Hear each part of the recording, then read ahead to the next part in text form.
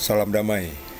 Puji Tuhan, kita lanjutkan dengan kitab Keluaran bab 4 dengan judul Musa kembali ke Mesir.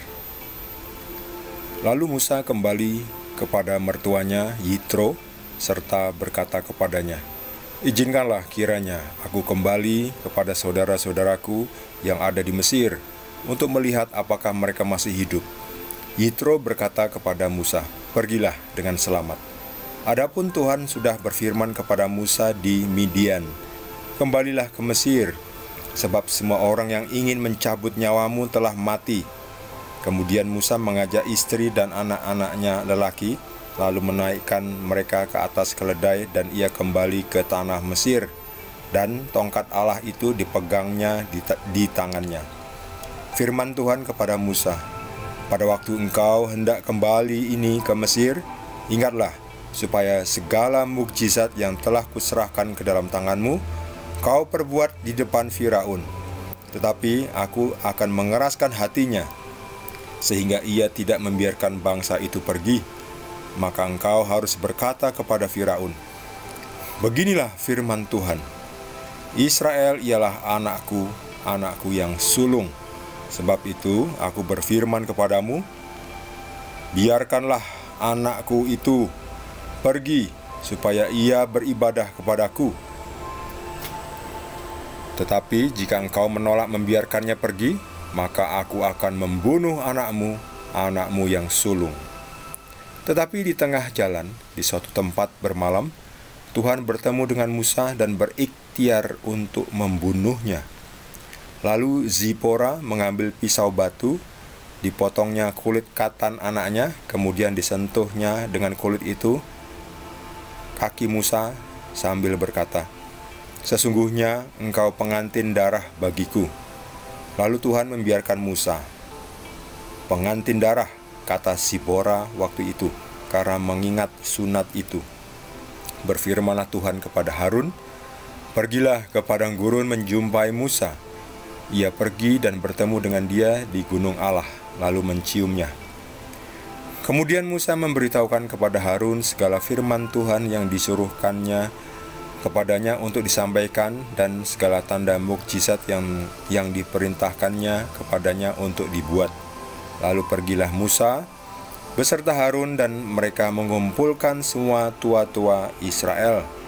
Harun mengucapkan segala firman yang telah diucapkan Tuhan kepada Musa, serta membuat di depan bangsa itu tanda-tanda mukjizat itu.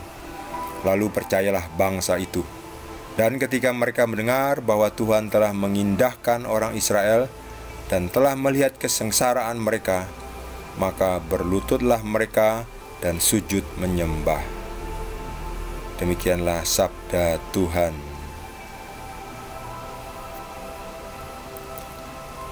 Musa kembali ke Mesir setelah Musa bertemu dengan Tuhan di gunung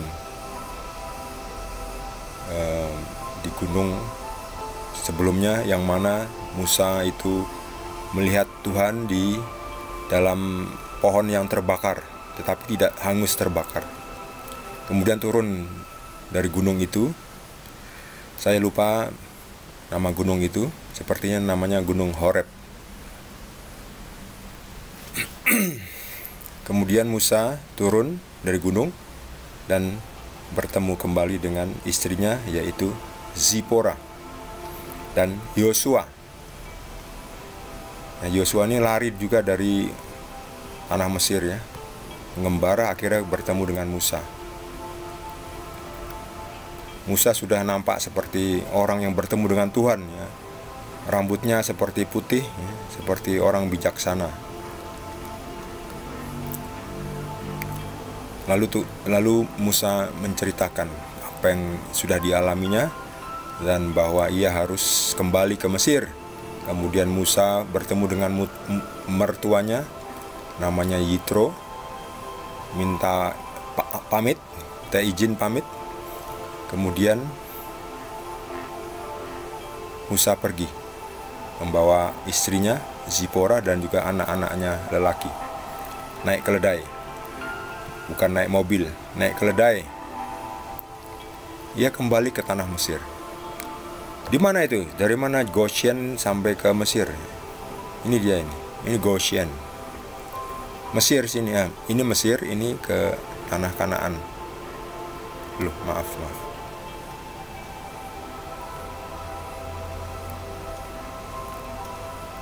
Dari sekitar sinilah ya.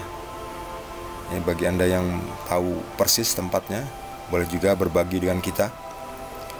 Di mana letaknya Midian itu ya, tanah Midian. Kembali lagi ke Mesir. Mesir lalu kembali ke Kanaan.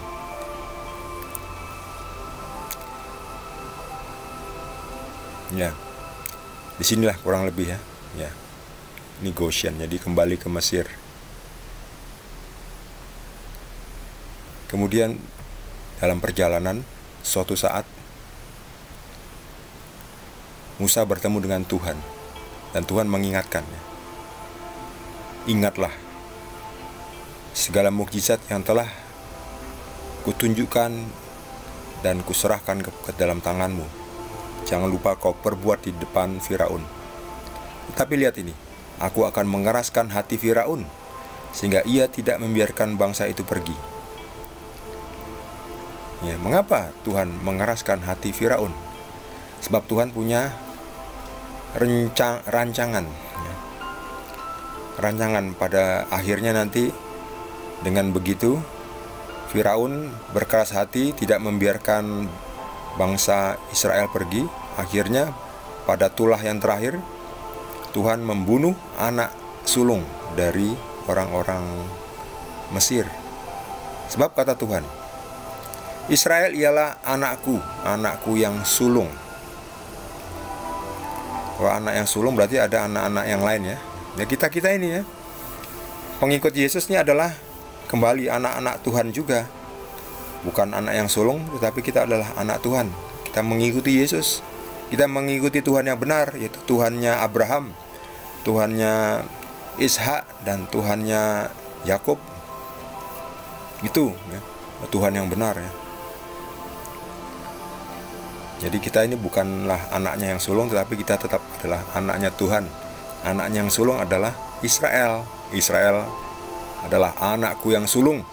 Biarkanlah anakku itu pergi untuk beribadah kepadaku, tetapi kalau engkau menolaknya, maka aku akan membunuh anakmu yang sulung, yaitu anaknya Firaun yang sulung.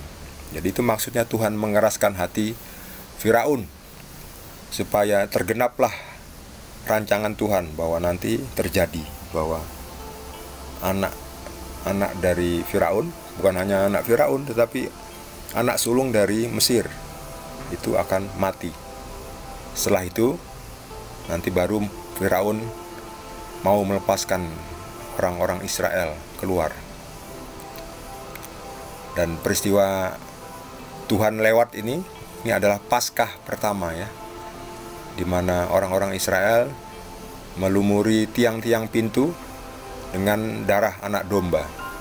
Nah, Paskah yang sekarang ini adalah darah Tuhan Yesus menggantikan darah domba. Tuhan menebus, menyelamatkan. Kita pengikut Yesus telah ditebus dengan darah Tuhan Yesus. Kita berada di dalam Tuhan Yesus. Ya, seperti waktu itu orang-orang Israel itu berada di dalam rumah, di tiang pintu masuk itu dilumuri darah anak domba. Tuhan lewat dan Tuhan tidak membunuh anak sulung dari orang Israel, tetapi anak sulung dari orang Mesir. Nah, itulah Paskah pertama. Paskah sekarang itu Tuhan Yesus ya menjadi korban, menggantikan kita, menggantikan persembahan korban yang kecil-kecil itu ya, sudah diganti sekali untuk selamanya. Korban yang sempurna, darah Tuhan sendiri. Tuhan sendiri mau melunasi dengan cara mengorbankan dirinya, membayar lunas. Lalu lihat ini. Kemudian setelah itu suatu malam ya, karena perjalanannya kan cukup panjang ya. Dari Midian ke Goshen ini, kembali ke Mesir. Ini suatu malam Tuhan bertemu Musa lagi, tetapi lihat ini, berikhtiar untuk membunuhnya. Loh, kenapa? Kenapa ini? Kenapa Musa yang sudah mau diutus kok malah mau dibunuhnya? Oh, ternyata ada satu hal yang kurang yang Musa sepelekan, yaitu apa? Anaknya itu ternyata belum disunat. Padahal itu adalah perjanjian antara Abraham dan Tuhan kepada Abraham dan keturunannya, yaitu harus disunat. Ternyata anaknya Musa ini belum disunat. Makanya Tuhan hampir saja, karena Musa melanggar perjanjian itu ya, anaknya harus sunat. Akhirnya Zipora tahu, Zipora yang menyunatkan anaknya. Dipotongnya kulit katan anaknya, kemudian disentuhkan ke kaki Musa ya, sebagai simbol bahwa ini adalah sudah melakukan yang dikehendaki Tuhan. Jadi Tuhan tuh tidak memandang siapa kita. Walaupun sudah ada perjanjian, tapi kalau nggak mengikuti perjanjian ya kehilangan ya. Bahkan bisa dihukum. Jadi tidak penting lagi apakah kita orang atau bangsa terpilih, tapi kalau tidak melakukan apa yang seharusnya dilakukan sesuai dengan perjanjian, maka kita kehilangan hak istimewa sebagai bangsa terpilih, sebagai umat terpilih ya.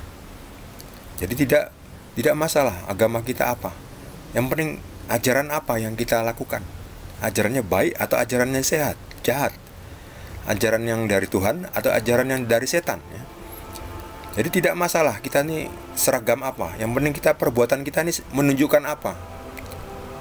Seperti juga Musa ini ya, Musa lupa melakukan apa yang harus dilakukan sebagai keturunan dari Abraham.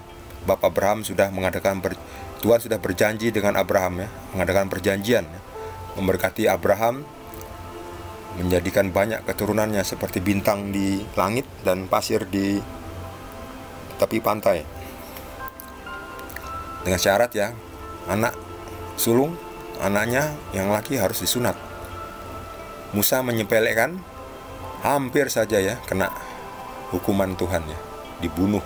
Tapi untungnya Zipora, istrinya ini ya, melakukan ya yang apa yang seharusnya dilakukan. Jadi kita juga kalau kita mau mendapatkan berkat Tuhan, kita harus melakukan apa yang dikehendaki Tuhan. Nggak ada gunanya kita mengaku pengikut Yesus, orang Kristen, tetapi kita tidak melakukan apa yang diajarkan oleh Tuhan Yesus. Percuma. Kita tidak akan diberkati. Sebaliknya, orang yang bukan mengklaim dirinya orang Kristen atau pengikut Yesus, tapi mereka melakukan ajaran Kristus, yaitu mengasihi, nah, mereka itu mendapatkan berkat Tuhan ya. Jadi di sini pentingnya perbuatan. Perbuatan itu menunjukkan siapa kita sebenarnya ya. Bukan seragam kita, bukan apa agama yang tertulis di KTP kita, tetapi apa perbuatan kita. Itu lebih berbicara keras, membuktikan siapa kita sebenarnya. Zipora sudah menyelamatkan Musa. Nah, istrinya pintar nih ya. Punya istri yang pintar itu bagus ya.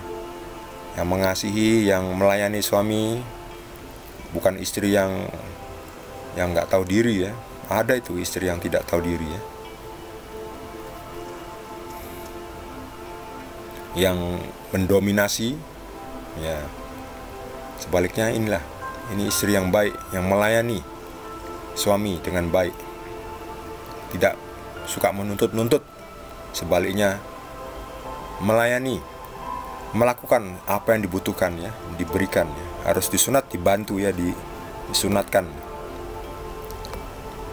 Kemudian sampailah Musa bertemu dengan Harun. Kemudian diceritakan apa yang Tuhan inginkan Musa lakukan. Kemudian dikumpulkanlah tua-tua Israel, terus diberitahu ya, Musa ini diutus Tuhan Lalu apa buktinya? Lalu Musa melakukan semua yang diperintahkan Tuhan, ya, menunjukkan bukti-bukti, mukjizat-mukjizat, ya. Tongkat dilempar jadi ular, tangan dimasukkan di dalam saku baju, dicabut lagi jadi kena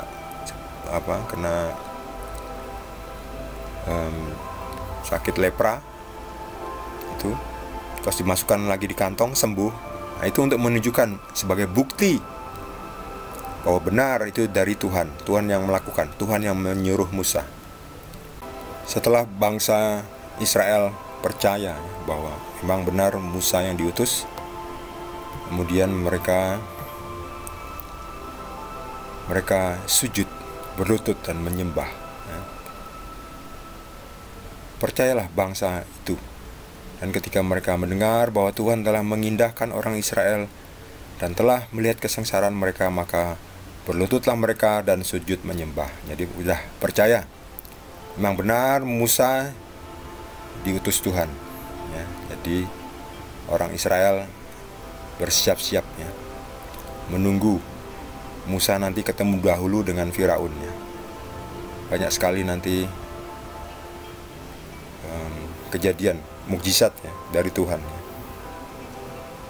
di mana Tuhan mengeraskan hati Firaun sampai akhirnya anak sulung dari Firaun dan orang Mesir dibunuh oleh Tuhan, mati karena Firaun berkeras hati, tidak mau melepaskan orang Israel.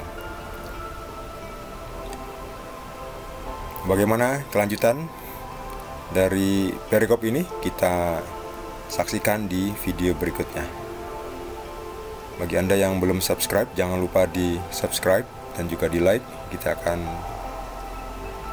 melanjutkan dengan video berikutnya, masih dari Kitab Keluaran. Terima kasih. Tuhan Yesus berkati kita semua.